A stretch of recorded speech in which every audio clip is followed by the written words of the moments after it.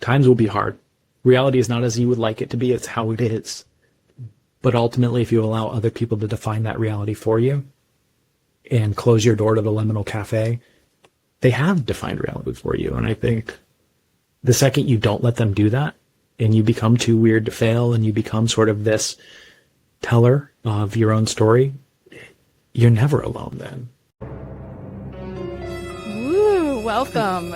You have now entered Mad Warfare, mutually assured distraction, where we explore the weird, terrifying, and sometimes hilarious ways war is fought today, and how we can all protect our minds before we go too mad to find them. Oh my! Dangerous pattern. Dangerous pattern. Dangerous pattern. Okay, you talk if you haven't got a brain. Dangerous pattern. Dangerous pattern. Dangerous pattern. Do you own your own ideas, or do your ideas own you? And what happens when they take on a life of their own? Because some ideas inspire revolutions. Others make you rue the day you ever planned a family Thanksgiving. Welcome back to Mad Warfare. I'm Jocelyn Brady. I believe I'm Sean Guillory. Well, he believes it. It must be true. Our guest today studies the weird ways ideas go rogue, hijacking language, culture, and even who we think we are. Sean, looking at you. He's a therapist and writer exploring how humor, reframing, and story can turn mind games into meaning. Please give a mad welcome to Mike Ross. It's time. Hello, everyone. It's lovely to be here. Mike, I want to start with a real simple question, which is, what is reality? How do we know what it is? Oh, man, that's a great question. I think, this is something I've sat with for most of my life since I was a little kid, and really was trying to understand why the way I experienced the world as a young person with dyslexia and with a speech impediment was different in the way that others experienced the world. And, I think for me, how we know what is real is that it is symbolically and psychologically meaningful to us. And that doesn't mean what is real to me will be real to you or to Sean or anybody else. But I do think that's a real and relevant conversation in 2025 in a world of synthetic media and real media. That is a very real conversation to have. Earlier, to Sean's joke about, I believe I'm Sean, just talking about ideas and reality and what we believe. We've talked before, you mentioned this term, identity calcification. Yeah. And can you talk more about that and why it matters with how we deal with reality and conflict and change in everyday life? Yeah. And I'll always sort of, I think, frame things against myself, right? Because I only know Michael. Like, I've spent thousands of hours getting to know other people, and I've spent hundreds of hours, if not thousands, in sort of clinical therapeutic settings, and same for sort of teaching. But what I've known to be true is that moments in my life where I've sought to understand the suffering that I was experiencing, and so, was significantly bullied as a young person, and sort of found soccer, to be my outlet. That was where I found my meaning. I was good at it and I was capable of it. And so for me, right, Michael is soccer sweeper. That was sort of high level. As I got older, I really wanted to go to college and I really wanted to do these things, but lo and behold, I was, I think, more interested in skateboarding and other things. I had a 1.7 GPA, and that was partially because of my learning differences, but that sort of part of my identity sort of collapsed, right? So it hadn't calcified. So what wound up calcifying was Michael is not capable of going to college. This is sort of who I was. And when that sort of became frail and broke, and after I had a TBI in soccer, I had no sort of scaffolding that was nimble or dynamic or flexible. What I had was, okay, I have a series of backup identities, skateboarder, punk rock. What do I turn to? And, punk rock was the thing that I turned to, and really then calcified my new identity, my new self around those things. And it was how I made sense of myself within a dynamic world. And when things collapsed, the problem that I found for myself is when I would calcify who I was to make interaction with the in group, right, the punk rock movement more fluid or easy, it made my interaction with other groups more brittle, right? It made me less dynamic and less capable of being adaptive in conversation. So for me, this idea of calcification of personality or identity is not necessarily denying who you believe you are or things that you believe to be true about yourself at a deep spiritual, ethical, or personal level, but it's about that sort of turning the most literal parts that you believe about yourself to be concrete, where they become immovable and not adaptable. And life changes, right? We change across the spectrum of our experience. So I think for me, right, identity calcification is when you stop becoming adaptable and sort of your belief structure. I always get so much enjoyment in terms of talking to you because when we talk about the field in terms of like cognitive warfare or cognitive security or things like that, rarely are there kind of conversations of, okay, when we talk about a domain, there should be like a end and stuff outside of it. What does that border actually look like in terms of what is the self? What goes past our cognition? I mean, Sean, that's the interesting thing, right? Like, I don't know, maybe I stumbled into cognitive security out of frustration in the conversation I heard, where people were talking about the virtual world as a petri dish. And I was like, I was training to be a therapist, and I was like, huh. And I was like, I don't know how I feel about that. And I just remember thinking about it. And I remember thinking about young Michael. Right. I'm 43. I was born, in the 80s. Still young, Michael. Continue. Right. I'm still a very young, spry, emergent gentleman. But, as a child of the 80s and 90s of the internet revolution. And I remember thinking to myself, right, like the internet did save my life in a lot of ways, right? Like I felt so hopelessly and helplessly alone that when I found message boards and I found places that I could connect with other humans, I was like, I am not alone in this thing.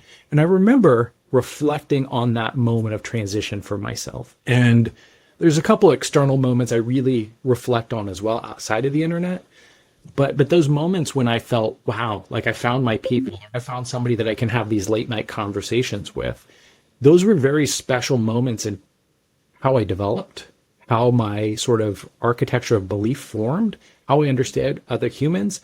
And then I had this moment as somebody was telling me about the virtual world as a petri dish. I remember just thinking, I get to see young people, adults for maybe 30, 45 minutes. I get to try to tackle whatever they're struggling with at that moment. And then they go back and they spend the vast majority of their life in a digital environment. For better or worse, right? Like if that environment is eating their thoughts before they can think their thoughts and then spitting out something else that is not necessarily what would have organically formed. And what is organic formation of thoughts? But right, like it is a very, like that Michael that the internet saved probably would have been a completely different direction of Michael in sort of the modern digital ecosystem.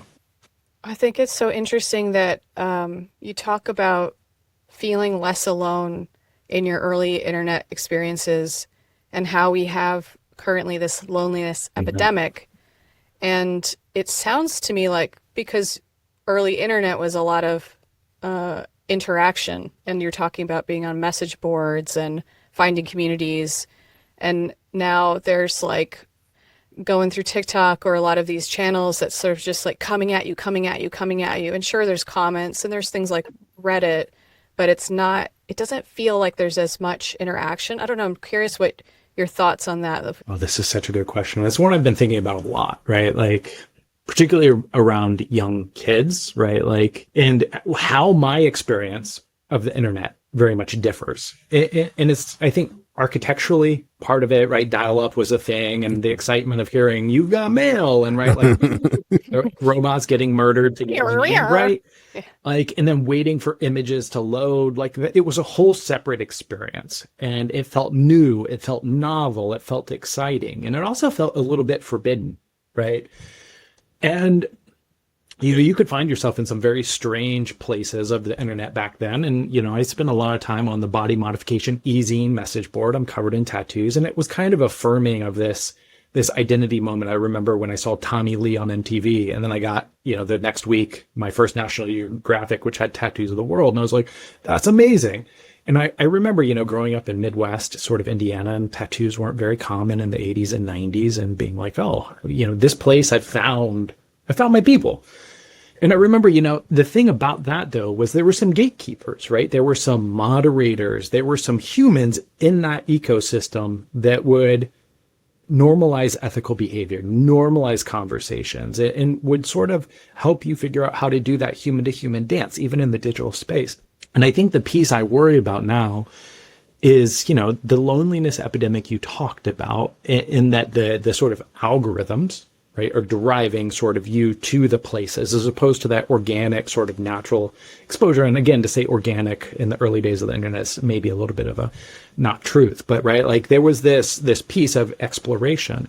And I think the thing that scares me about loneliness is, people are going online, the anonymity, the sort of ability to self quote unquote actualize and find your people, and have that become your most authentic truth, and create these recursive feedback loops that have no sort of narrative ecosystem of, right, like self-regulation. And this is almost, I think, where multiple ideas can coexist, right? Like a tattooed person is not just this thing, right? Like a person that's into sort of ear stretching is not just this thing. And now sort of the algorithm hyper sort of compresses and hyper compresses. And then, right, like it has that emotional contagion component to it too, to keep you coming back to that hyper specific subset. So I guess, it scares me.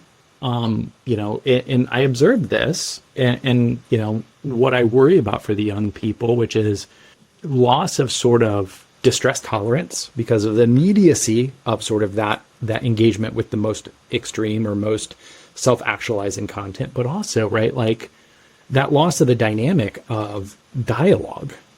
Instead of just talking past each other or at each other, it's that sort of dynamic of exploration and human to human connection that feels like maybe internet in 2025 is vastly different in that way. The algorithm wants to categorize in these different things, and folks want to fit these categories as much as possible. Even sometimes, again, like literally becoming NPC, non-playable character, and whoever can be the most robotic and get rewarded the most. So if anything, folks are trying to fit a stereotype to appease the algorithms that kind of run things. I was literally just thinking about this because I was talking with somebody about generative AI and some other things, but I was talking about this moment that I remember early in my life, and you both may remember this, when I was learning the Dewey Decimal System in the library. Okay. And they're like, you'll never use the internet to search for books. And I was like, what?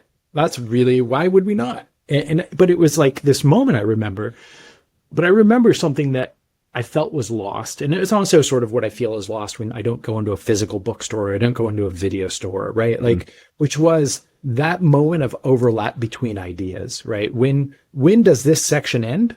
And when does this section begin? In that, right, like how somebody has curated ideas or information. You find this in art galleries and everywhere else, which is what is the broadest piece of this idea that can fit within this sort of sphere, but what is also the most reduced piece of it that fits within sort of this subcategory. And I remember like going into the library and just finding ideas because of proximity, right? Like that changed me. Like, in some ways, like when I went to a bookstore and I didn't learn to read until later in life, and I had a really bad lisp and stutter. And I remember going to a Walden Books in the mall, and I was kind of excited because I just really learned to read, and I was much older than I should have been. And I was talking with the book guy, and he's trying to listen because of my lisp and stutter. And he was like, why don't you come over to this section? It was the philosophy sort of spirituality section. I was like, I don't know. I was like 9, 10, so I probably shouldn't have been like going to that section. I mean, I guess I should have, but you had questions. I remember just standing in that section, and I found the first sort of mass market produced book by the Dalai Lama. Here I am in southern Indiana, just north of Louisville, Kentucky, finding, at this major milestone in my life, this book from the Dalai Lama, literally because I'm just scanning this section, and it just resonated with me. And I worry that loss, right, like is things change, things transform, and we don't necessarily lose things. They become new, or they figure out new ways to move. But that piece, right, which is, what is real? How am I shaped? What are the thought forms? What are the ideas that essentially are the daubs of paint that give you the portrait of me? How is that loss of sort of experimental interaction that's not curated by the algorithm? How is that shaping up the chair? Jocelyn, you're going to have to stop me. But again, just that aspect of what used to be sections that we could still walk to are now just bubbles that we can't get by in terms of space. It's just, let me stop, Jocelyn, please. Just pop it in your face now. But Exactly. you know, it's what I'm hearing. What's so interesting. I haven't thought of it this way before, but it's like, you know, you walking into this bookstore or library, this physical space you have to go to. You have to move your body and get there. And you know, our brain's like, yes, I am in a new space now. And you have a person looking out for you. There's a person, we encounter mentors, adults who are, wow, listening to this kid and going, oh, this sounds like he's curious about what's over here. Maybe I can guide him this way. Versus now, the algorithm where we're in a spot or walking down the street, not paying attention to the traffic, and just like portal, blah. And our guide is an algorithm trying to sell us something or divide us. I'd never thought about it that way before. That's It's good. interesting. That's good.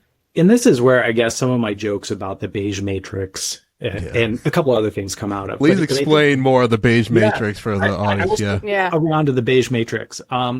Because I think the piece I was going to say is, right, like, if one, and I know there's many theories on this and some people love it, some don't, but I think for the purpose of this and how I kind of joked about embryos, or the smallest component of an idea that will gestate within you and then grow into a full-fledged idea. You know, when you go into these physical spaces, right? Like when you encounter these lantern keepers or these people that are mentors, they're constantly shedding sort of little pieces of information. And sometimes it's intentional, sometimes it's unconscious. But even when you're just in the physical space, right? Like, I would have never found my favorite graphic novel, which is Hellboy, had I not gone into the graphic novel section. I was looking at Marvel and DC because that's what I was aware of. And I just happened to look over and I saw the little skull on the book. And I was like, oh, I love like that artistic style. And it was really Mignola's sort of play of shadow and light, almost like this modern minimalist reinterpretation of Caravaggio. But it was this beautiful thing. In that moment, shaped how I saw graphic novels forever. And it was literally just a tiny little skull that I caught. And those to me are these like little seeds that then gestated into future Michael. And we talk about sort of ideas and things, and we talk about how the algorithm shapes you, and right, like, where do you fit? What is the emotional content, right? What is the conversion rate? Like, there's all kinds of stuff people can find out there on that. But my fear, right, is when I think about the beige matrix, is if I compress reality down into these predictable boxes, we're almost the Borgification of humankind, right? Where, right, like the subversive edges, or those pieces that push sort of reality slightly in a different way, or look around the corner in a slightly different way, that when you don't fit in an easily categorizable version of the algorithm that says, this is this, this is this, this is this, you miss these moments of transformation, right? The aperture gets smaller and smaller and flatter. And I don't like that. I don't love the idea of the beige matrix. I don't look good in beige.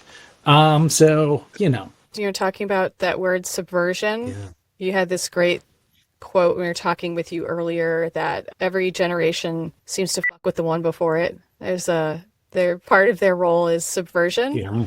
And so if we're looking at, you know, the generation that is coming up now, what does that look like for them if they're in an increasingly beige matrix, for example? Yeah, I mean, this is a great question, right? Like, I like to think of subversion as a gentle rugby tackle that's friendly, right? Like, it's not meant to be sort of this, I'm going to destroy you. It's like this part of sort of this dynamic dance. And, you know, we saw this, right, with jazz. We saw this with, you know, rock and roll. We saw this with hip hop. We saw this with graffiti art. We see these pushing of the edges. And I mean, you go all the way back, right? There's always been something that, you know, the next generation sees reality in a slightly different way for whatever reason.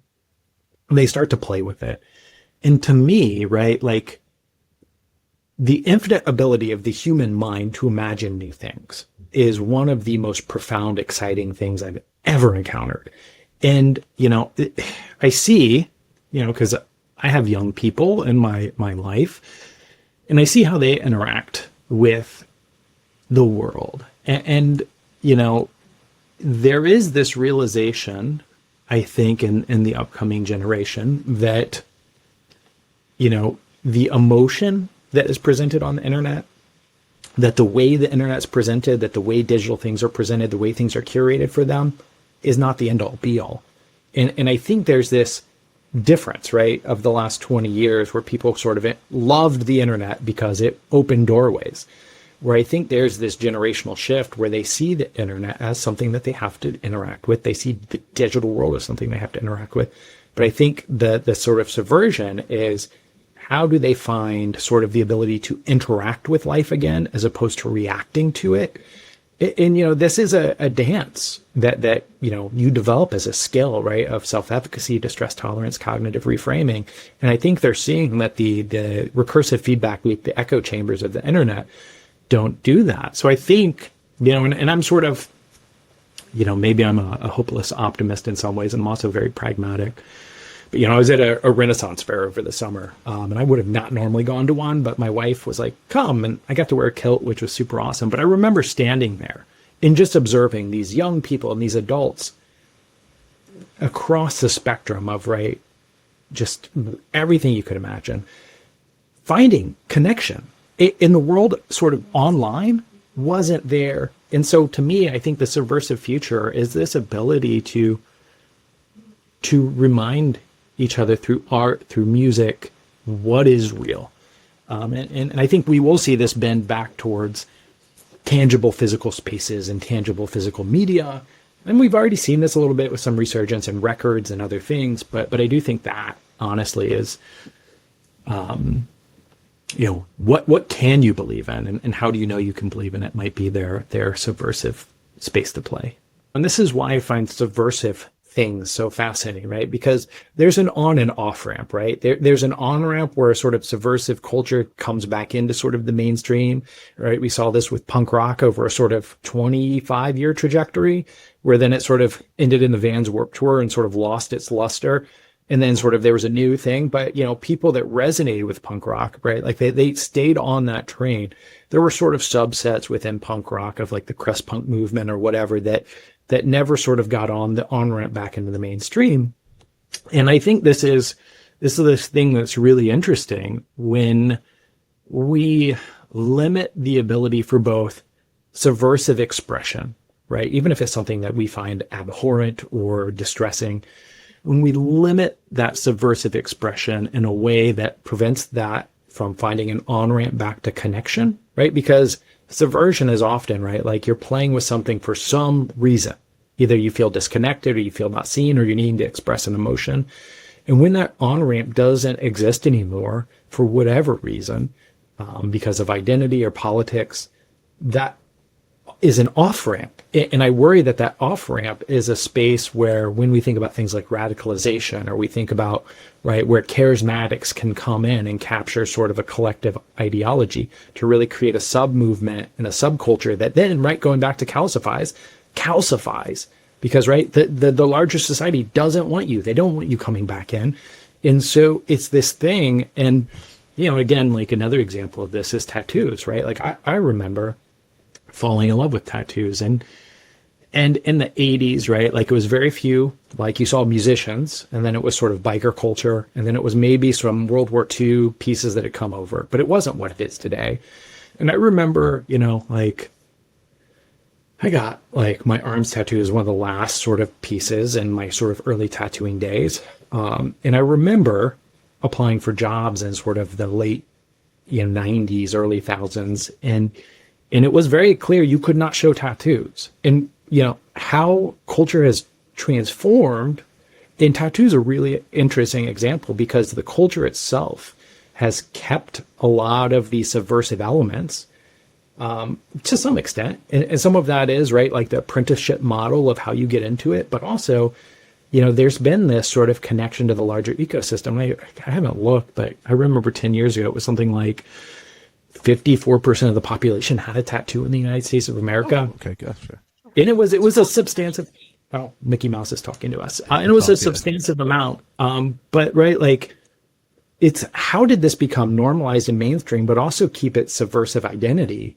And where's that sort of through line of you've gone too far with tattoos versus, right? Like, and it's a fascinating conversation. That's interesting.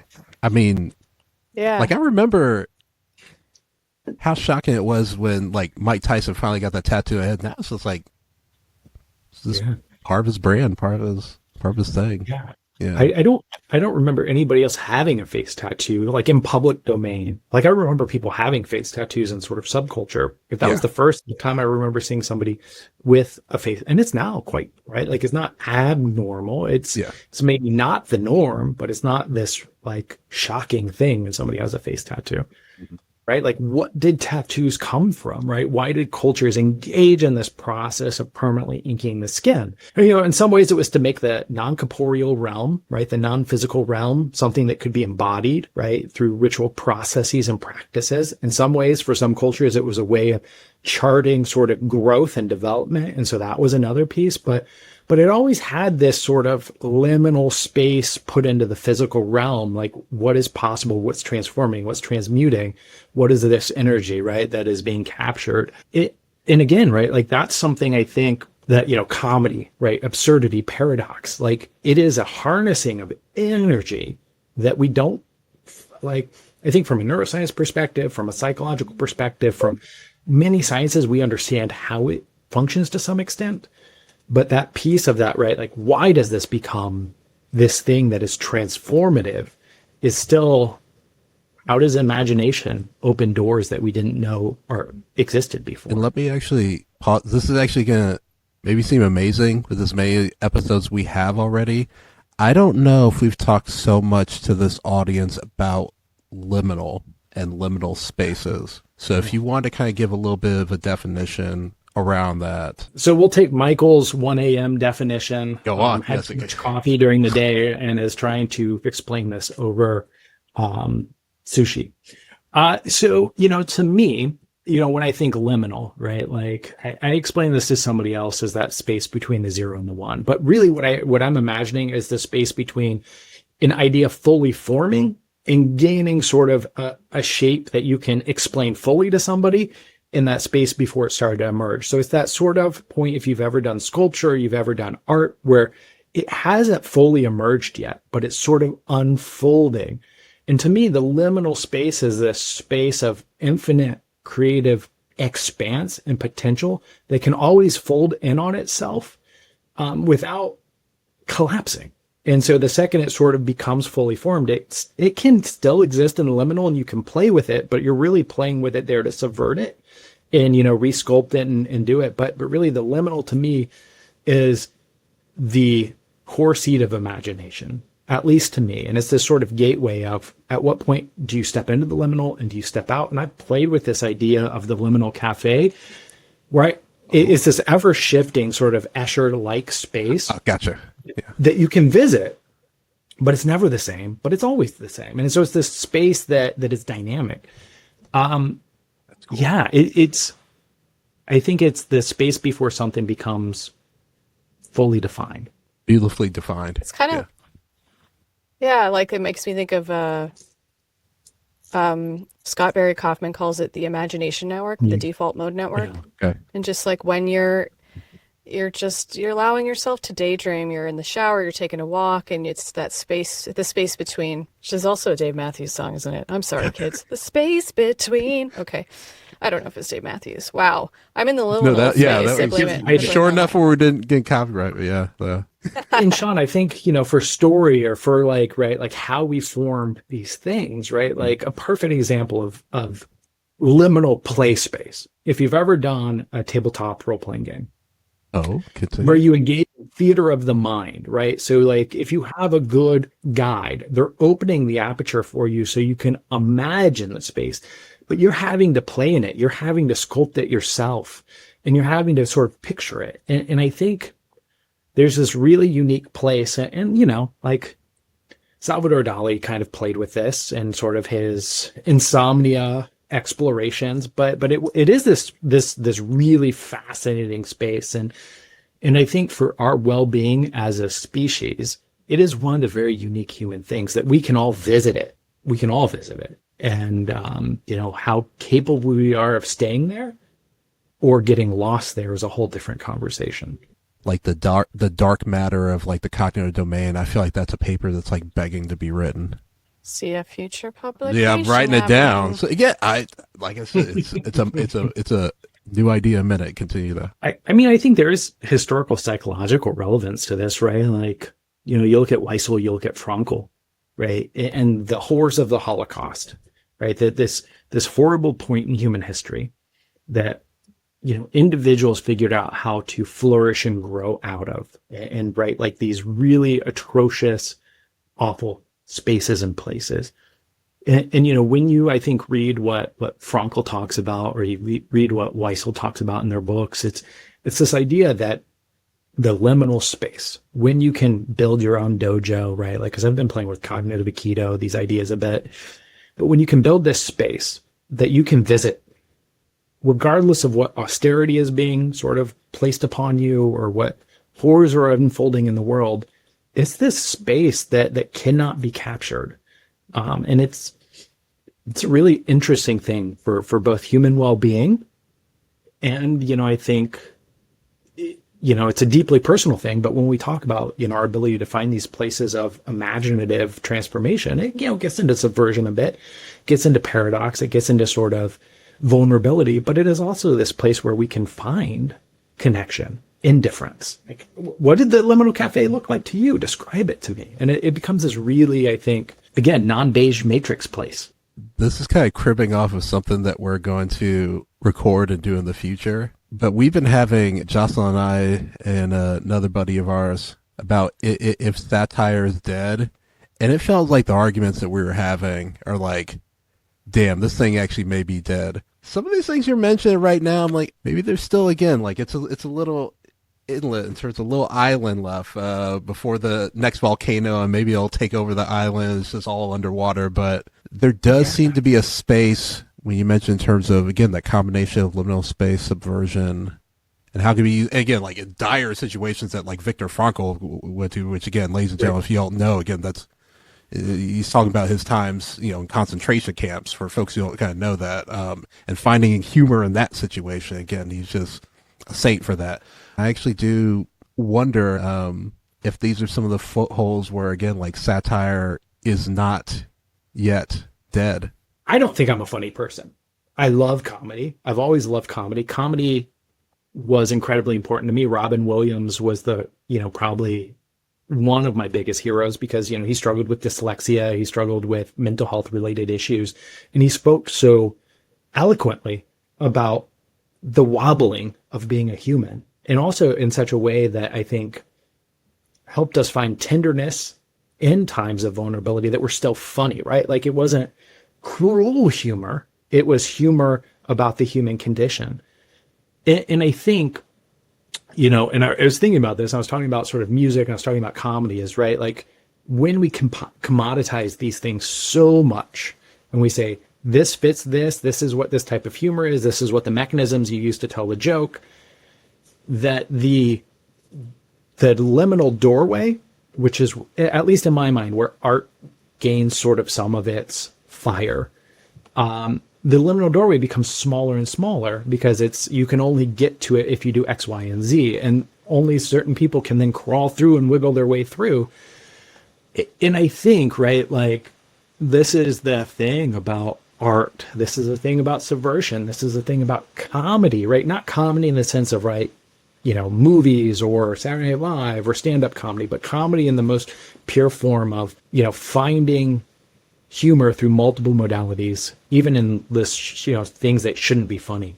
It's that thing which I think can get killed, can get destroyed by, people losing their connection to the liminal, right? You look at sort of artists that sort of lose their connection to being funny or being creative because of money or fame or whatever, right? Maybe they lose the muse, right? Maybe another way to think of the liminals is the doorway to your muse. But I think the thing that my youngest daughter has shown me is comedy is not about the joke. It's not about, the content. It's about the timing and how you fold the expectation on its head. And the delivery is something that just catches you. And to me, that is not dead.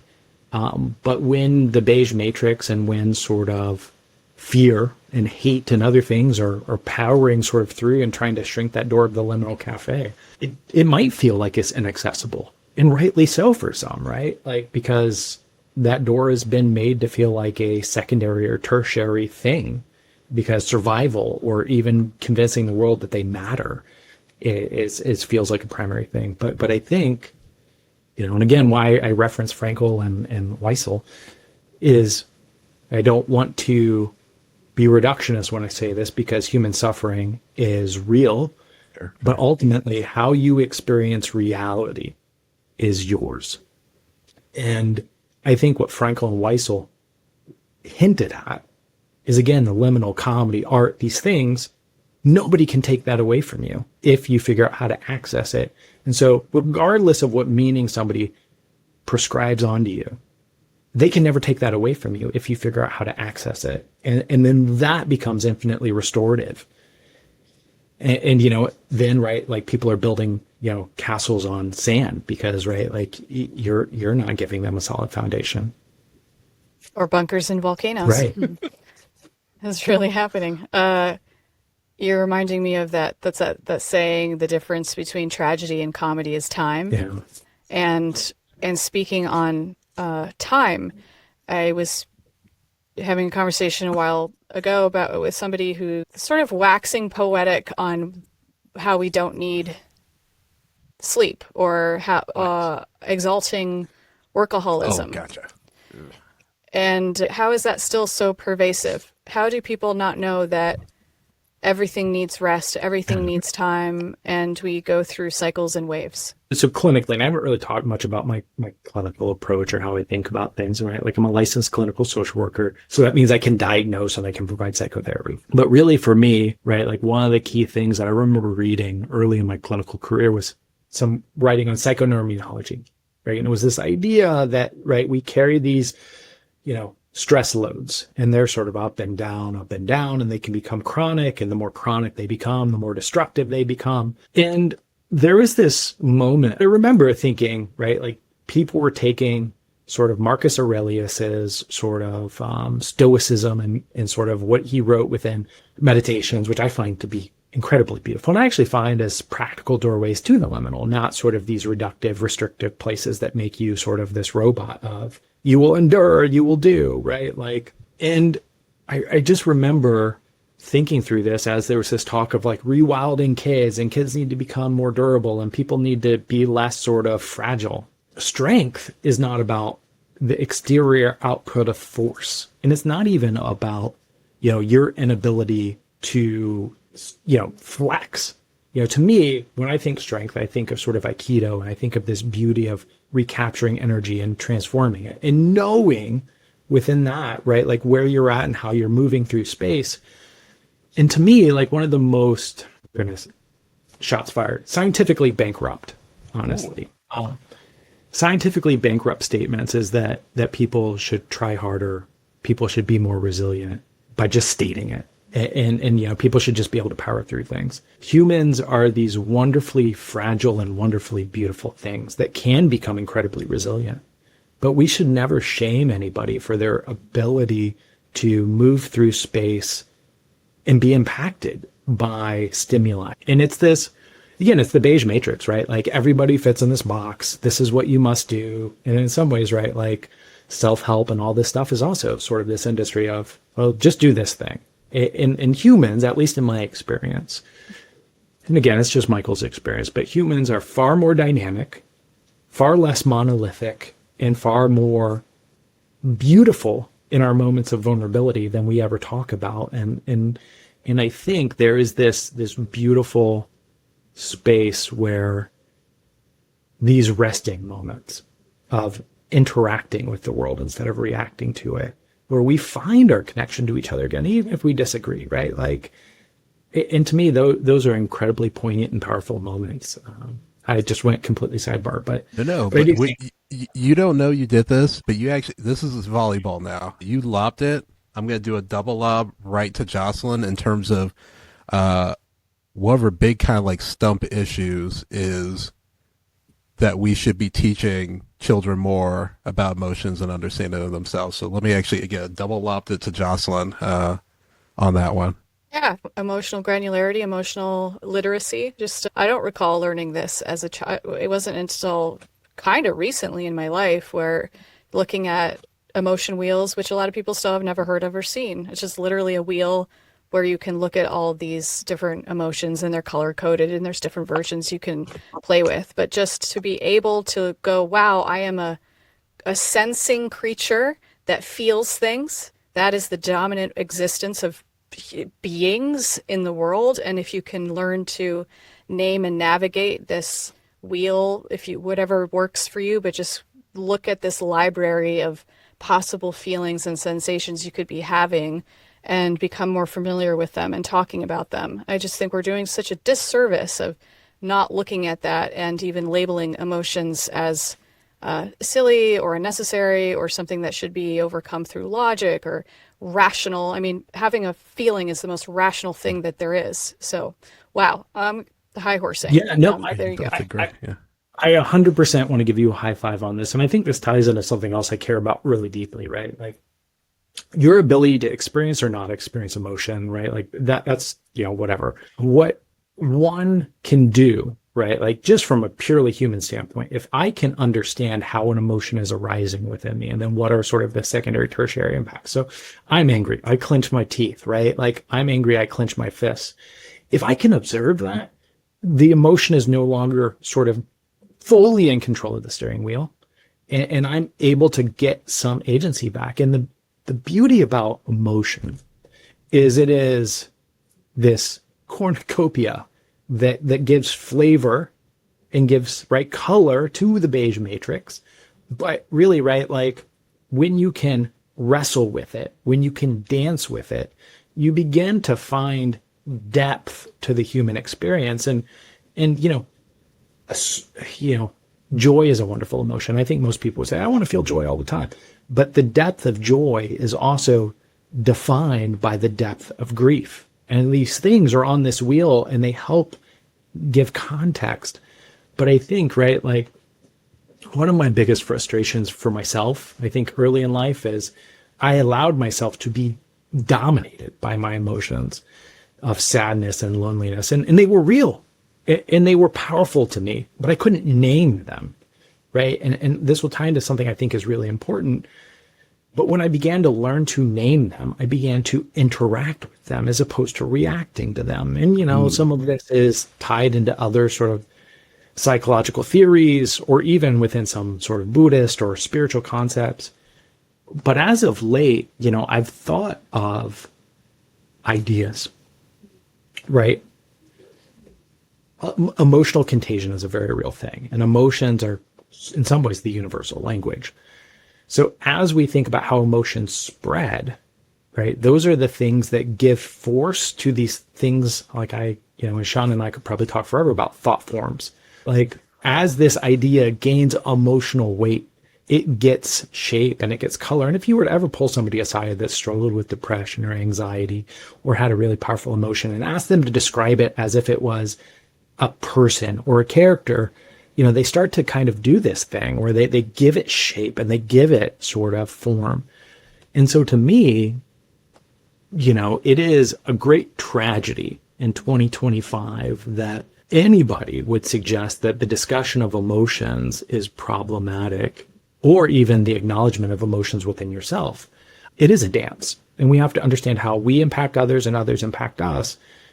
And just because we cause maybe negative emotions doesn't mean we intend harm, but we should also be able to reflect on how those emotions shape people. Again, it goes to sort of the echo chambers of the internet and other things is right. Like when you feel fear and I feel, rage, and those might sit next to each other on a bookshelf in the library of emotions, but I can't see what is the sort of overlapping piece because I can't listen. It's heartbreaking because I think the worst thing a human being could ever do is feel so alone in their experiencing of an emotion. Name it to tame it.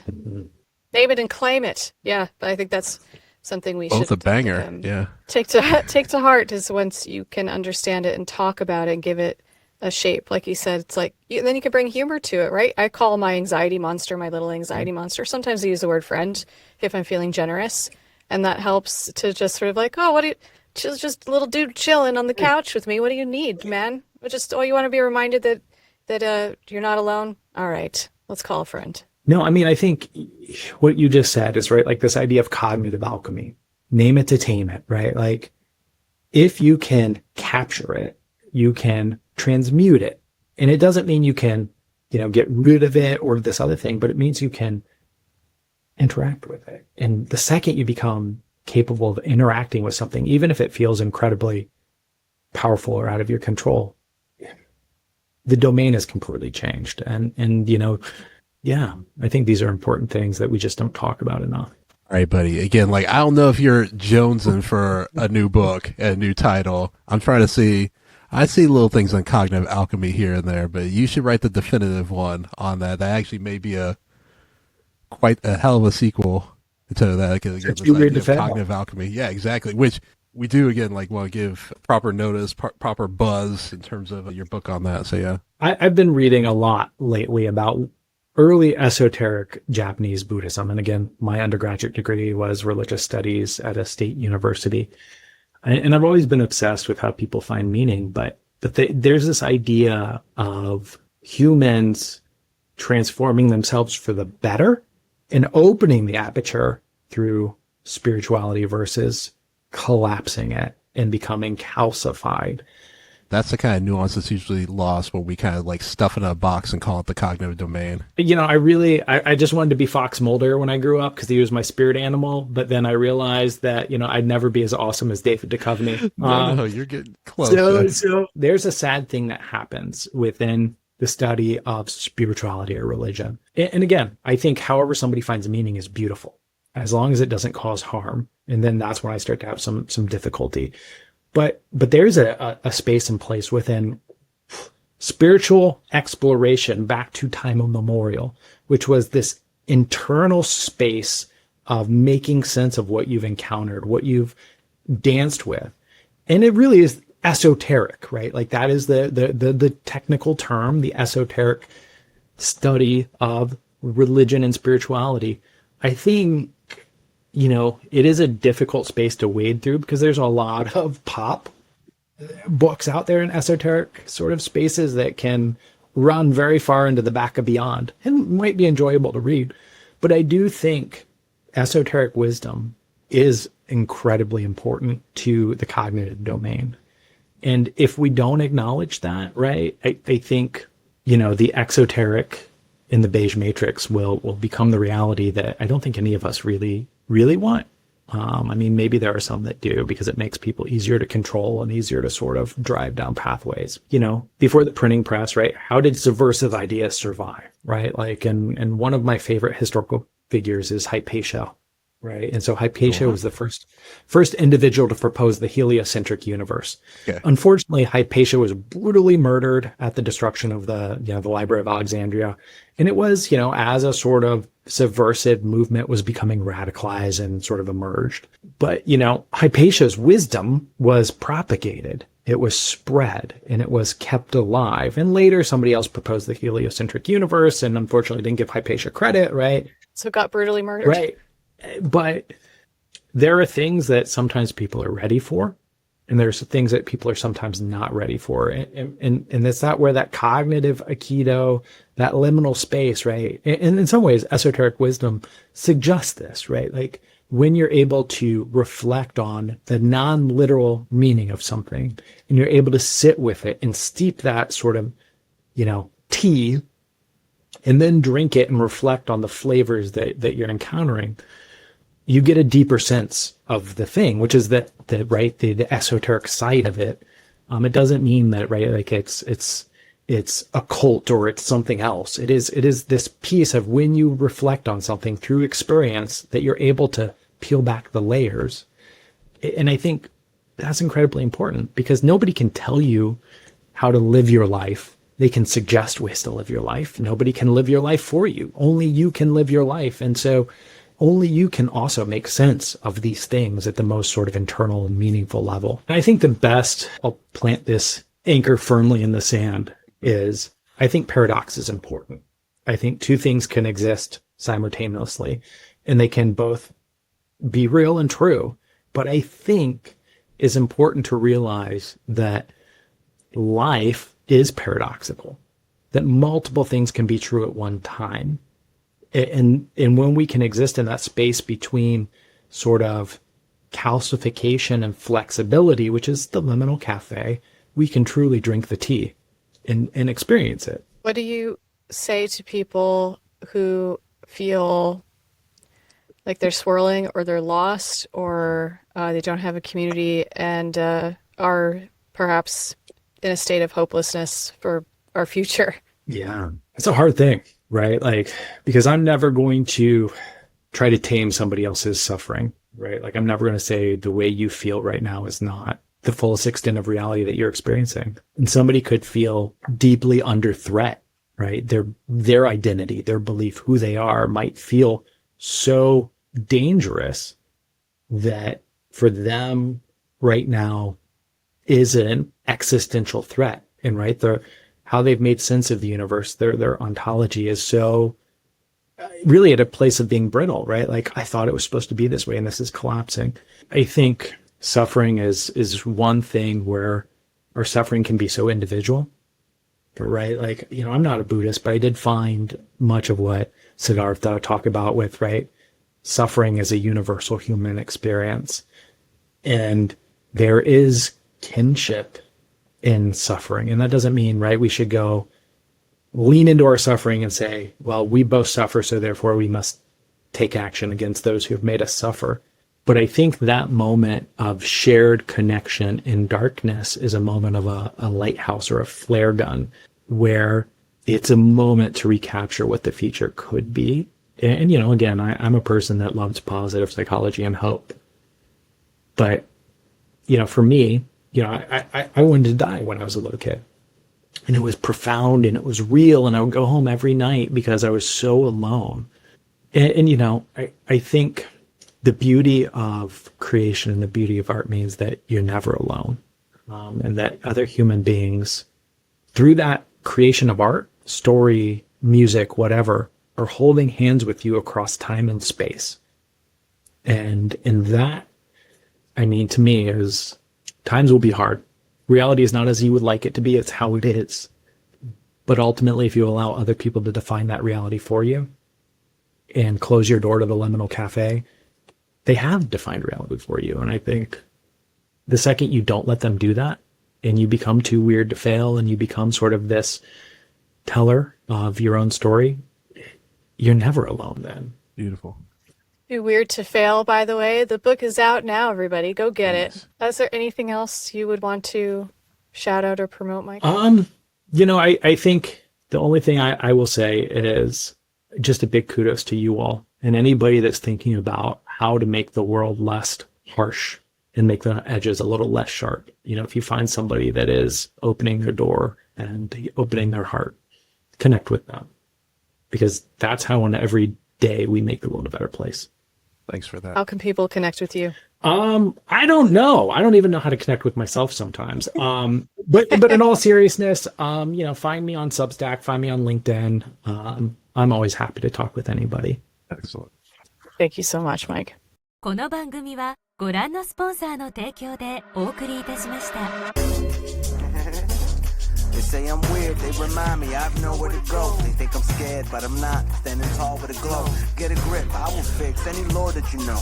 I'm the lord of the strange, I'm a spark on the road. Word salad with some malice and some carving in stone. A burnt ladder, I'm damaged, but I'm never alone. It's me and Neshu, and we'll let you get into with the tone. Get the message, it is chaos, I'm here on the phone. Hello?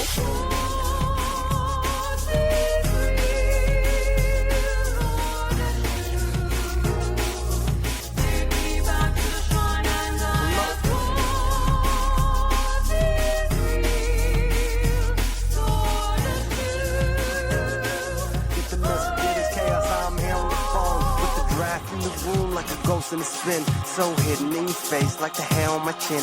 Let me think. Take a breath with a grin. I'm too weird to fail. Get the book for the win. We out. I just want to listen to that when I'm sad.